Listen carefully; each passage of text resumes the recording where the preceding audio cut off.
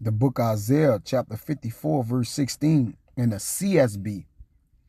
It says, look, I have created the craftsman who blows on the charcoal fire and produces a weapon suitable for its task. And I have created a destroyer to cause havoc. Okay, first and foremost, I'd like to give infinite honors and prayers to Yahweh, by Hashem Yahushai, by Hashem Hakwadash. Double honors to the elders and apostles of Great Millstone. And salutation to the icons that's pushing the truth and sincerity. Lord willing, this video be edifying first and foremost to the hopefully elect and to those that cleave to the body. And as you see these weapons of destruction, you know, just leading to the weapons of mass destructions, and as you see these armies parade their arsenal of weapons around, all right, the missiles that they creating, right, from the intercontinental ballistic missiles, hypersonic missiles, what you're actually seeing is the weapons of the Lord indignation, okay, against this place, not just against Babylon the Great, where the great destruction gonna take place, but against these other nations as well, because contrary to popular belief, America gonna get their missiles off too. All right. You have something called mutual assured destruction. All right. Let's look into that before. All right. I get into the article. All right. It says in the overall AI overview, it says mutually assured destruction is a Cold War era military doctrine holding that if two or more opposing sides poses enough nuclear weaponry, a first strike attack by one will result in a total destruction of both, thus deterring any attack.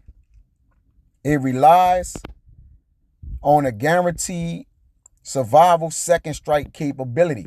You see?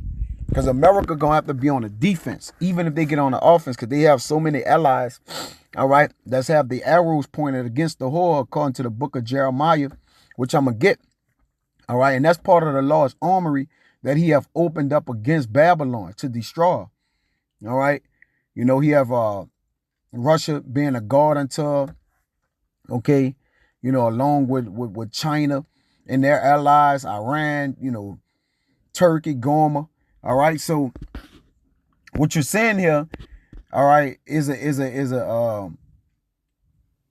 system where probably if any nuclear missiles was to be reacted or in the atmosphere detected, all right, if of any sort, okay, America will be able to defend itself by, having this MAD in place, this system, all right, it relies on a guaranteed survival second strike capability, meaning they're going to be able to fire off their missiles too. Now, they don't have anything to do with the whore getting destroyed, because the Lord going to break the whore Brigadine down, all right, her missile defense systems. All right, they're not going to be able to catch the missiles, all right, that the Lord have detonated to send over to this place to be destroyed, all right, because the missiles not going to break their ranks, according to the book of Joel. All right, and their missile defense system, all right, the Lord is really making missiles, to be able to avoid their systems. All right. And it's not going to have enough. It's just not going, it's nothing America can possibly do. All right. But just fire weapons off. All right. Because they're not going to be able to defend themselves, because it's too many arrows. Okay. It's too many. They done made too many enemies. Even their allies going to come up against them. All right. NATO and EU going to turn on them. They going to hate the whore, as we see that's happening.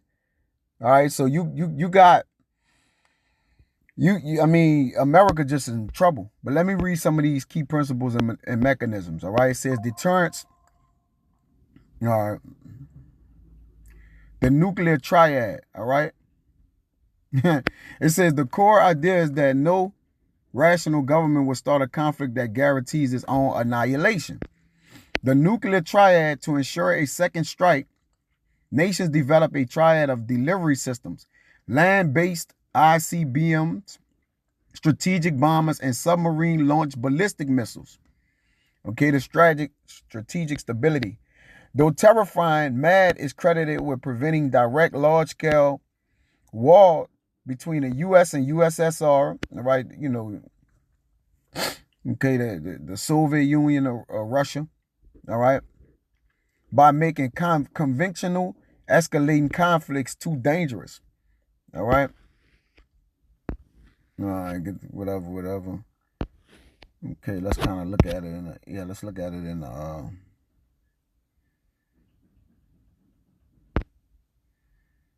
right, let's read a little bit of this. It says a mutually assured destruction or mutual assured destruction, MAD, is a doctrine of military strategy and national security policy which posits that a full-scale use of nuclear weapons by an attacker on a nuclear-armed defender with second strike capabilities will result in a complete annihilation of both the attacker and the defender. So even with America, they so, you know, have love for the people, and it's about the people, the land of the free with liberty and all that. All right, they got a system set up where, you know, it says if they attack from a nuclear, you know, weapon or whatever the case may be, their defender with second strike capabilities will result in a complete annihilation of both the attacker and the defender. So, hey, you know, they can they can hurt themselves, you know, but it's all designed. That's how you know, all right, the Lord is mustering the host of the battle. That's how you know it's going to have to be war, all right, because that wasn't created for nothing, all right. Like I had read, you know, when we started it out in a CSB, all right, it says that the Lord created the craftsman who blows on a charcoal fire and produces a weapon suitable for his task. All right, in this lesson, I'm going to be talking about a Dark Eagle Mach 5 missile that America is getting ready to, you know, obviously they gave the president and the secretary of the state, all right, had to sign off for it to get on, you know, put in position to be fired off, which lets you know it's about to go down, all right? It says it is based on a theory of rational deterrence, which holds the threat of using strong weapons against the enemy prevents the enemy use of those same weapons. The strategy is from a Nash equilibrium in which once armed, neither side has any incentive to inflict a conflict or to disarm. All right. The results may be a nuclear peace in which the presence of nuclear weapons increases the risk of crisis escalation, but the Lord is mustering the host of the battle. All right. It's going to be nations against nations. All right. It's already that. Right. Nuclear weapons decreases the risk of crisis escalation, but them nuclear weapons was made, all right, to be destroyed, to be used.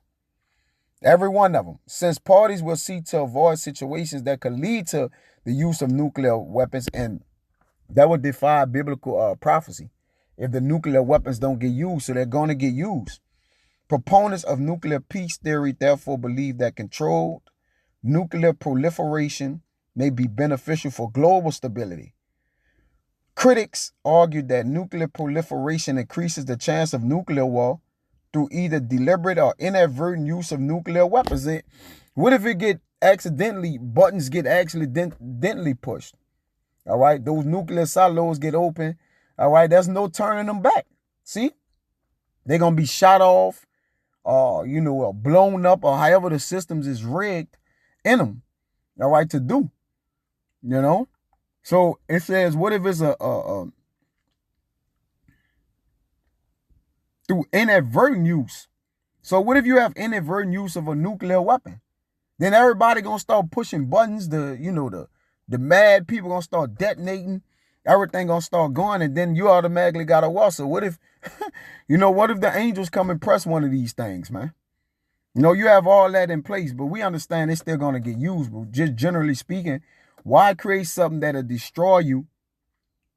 All right, and that's why the end of their times is coming through them. All right. The end of Edom times is coming through them. Even when you get in Russia, all right, those are Edomites. All right. Right. Nation against a nation. All right. It's gonna be division. It's just division. Let me keep reading this. It says, as well as the likelihood of nuclear material falling into the hands of violent non-state actors. And then you got some crazy people. All right. You got the Khomenians. All right. They're considered to be wild men. All right. With nuclear power and ran those Persians. All right. You got, it's all set up, all right, for the Lord, because the Lord is a man of war. All right.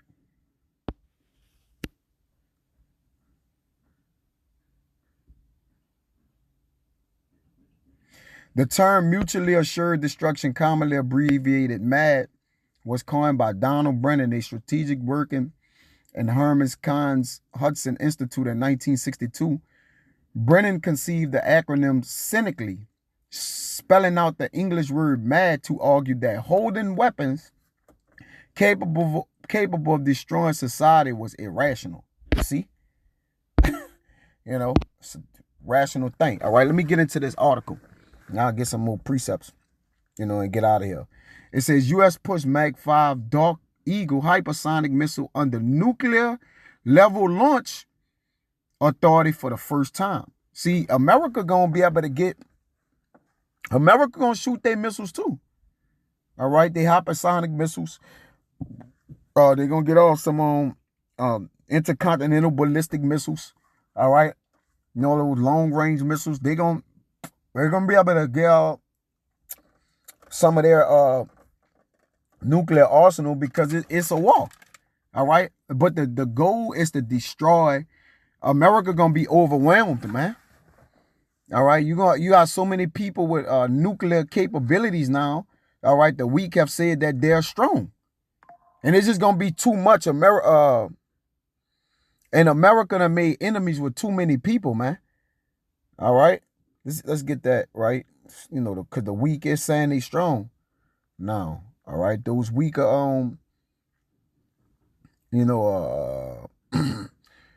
countries and, people that America could just kind of push over because they boasting themselves as the bully, amongst, these people that can't really fight back. Syria and the 7 countries in 5 years, and they'll mollywop them, but this Iran, all right, when they look to go in Iran, they ain't like, nah, Russia and China gonna be a guard unto them. This is Joel 3:10. It says, read 9, proclaim thee this among the Gentiles, prepare war, wake up the mighty men, let all the men of war draw near, let them come up. Beat your plowshares into swords and your pruners into spears. Let the weak say, I am strong. You see? Assemble yourselves and come, all ye heathen, and gather yourselves together round about till the cause thy mighty one to come down, O Yahweh. All right? And that's getting ready for World War III. But these other nations is strong now. You can't mollywop and walk over them. Now, America they got their nuclear arsenal too. All right? Really, all this arsenal is the arsenal of the Most High. Matter of fact, let's get that straight. Now, he created all the craftsmen, the artificers, all right, for itself to blow the code to bring forth an instrument for his work. That's the Lord's work, all right, because it's the Lord's armory. This Jeremiah 50, see, and 25, Yahweh had opened his armory, all right. When you get into that word armory right there, this covers pretty much all these weapons that you see, all right. It's Osar. It says the treasure, the storehouse, all right, the treasury, the magazine of weapons, right? Figuratively, God's armory, right? So this is the magazine of weapons. So when you look at different weapons created and made, all right, the instruments for death, okay, this is of the Lord, all right. It's all in what the Lord have set up and how he wanted to be orchestrated, man. Things where it's the Lord's depository where they're stored. So where they're stored, the Lord putting the giving these scientists, these German scientists and these artificers, all right, the ability to split atoms and put the correct things together to create things that's just gonna kill millions of people, man. All right, upon detonation. And this is what you're saying. You see? So it's the Lord's armory. That's his magazine of weapons. So when you do see these weapons and look at the mind of the Lord, man. That's what you're looking at. And these armies and these men, it ain't really them, it's the Lord, all right, setting the stage for World War III. Armageddon. Okay? Okay? The gathering of the troops. Now let's read some of this, man. It says, for decades, only one class of American weapons required the President and the Secretary of Defense to personally authorize its use. Nuclear arms, that changed when the U.S. Army's Dark Eagle hypersonic missile was placed under the same two-person launch authority, right? So it's a two-person launch authority between the President and the Secretary of Defense, right? So they can't just fire it off, all right? They have to be fired off, they have to be written off by the President and the Secretary of Defense, okay? Need the authorization. It says the Congressional Research Service confirmed the arrangement, and it is now drawing fresh scrutiny as the Pentagon pushes to fill the weapon amid ongoing scheduled delays. Yeah, they need to fill that weapon because people that's targeting that Pentagon, all right, is really a target from around the world, and people got their missiles, their nuclear weapons pointed directly at the Pentagon, man. All right? Hey, they trying to hit the center, all right, of America, man. The hub. It says the Dark Eagle, formerly designated the long-range hypersonic missile weapon. Dark Eagle, formerly designated the long-range hypersonic weapon, is a conventional missile built to exceed Mach 5 and strike targets more than 1,725 miles away in minutes.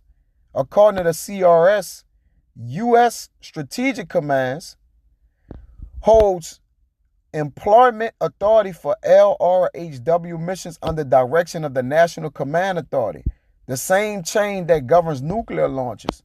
No other conventional Army ground launch system is described in publicly available sources as operating under that level of control. Okay? Why a conventional weapon sits inside the nuclear chain? The logic centers on what the weapon can do, not what it carries. A boost glide vehicle traveling at hypersonic speed compresses an adversary decision timeline to minutes, creating pressure that mirror those generated by a nuclear-armed ballistic missile, right? So this hypersonic missile, I guess it pressures. It says it's creating pressure that mirror those generated by nuclear-armed ballistic missiles, so it is stronger. The Department of Defense defines strategic attack to include significant non-nuclear strikes, right? But that one does have a nuclear strike. And a weapon with Dark Eagle's range and velocity fits that definition regardless of warhead type. All right? America trying to get a one-up. Placing LRHW under STRATCOM level oversight means target selection, timing, and coordination with other strategic assets are managed at the highest political and military levels rather than delegated to theater commanders. The intent based on the institutional framework CRS describes is to ensure that any use of Dark Eagle is weighed against broader escalation, risk, and alliance commitments. All right.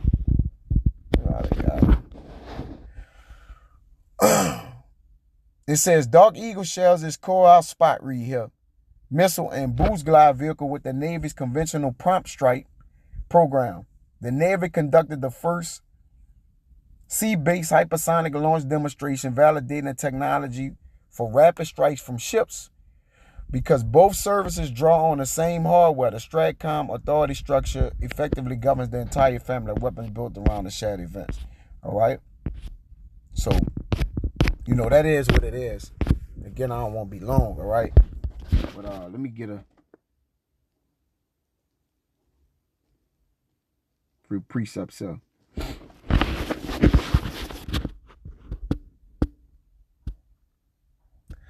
Yeah. Ain't no more peace, man. The peace is gone. This Zephaniah 3 and 8.